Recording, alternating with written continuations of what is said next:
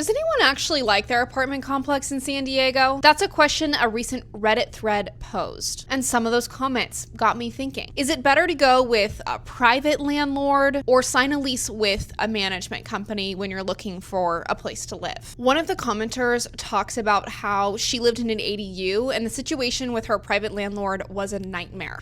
I got a hold of her. Texting me so often, like, move your car back, 3 feet, just stuff. And that like a leasing office wouldn't do. And then he turned a couple of our like neighboring units into Airbnbs. That became like really annoying. Other commenters, though, said that their private landlord was amazing and that they don't want to move. So I wanted to find out for real, which way is a better route for renters? I reached out everywhere. Real estate agents, housing groups, property management groups, you name it. Guess what? Silence. Until Redfin actually picked up the phone. For a private landlord, somebody who only has that one unit, sometimes they're not as aggressive on pricing. They might not increase your rent. If you're only working with a landlord where you're their only customer, you're their only renter, it's a lot harder to prove that there's a pattern when it comes to issues because there's only that data point of one. So what about the data? Right now, vacancy rates are relatively low here in San Diego, meaning that there's a higher demand for rental units. San Diego is also one of the most expensive cities to live in, according to Axios, meaning rent is just going to be high no matter where you go. ADUs, or granny flats, are a natural solution to the supply issue that we have here in San Diego, because there isn't a whole lot of cost associated with building one, and a lot of homes can add one. That's part of the reason why the city has permitted so many over the last few years, around 4,000 according to UCSD's research. But that same research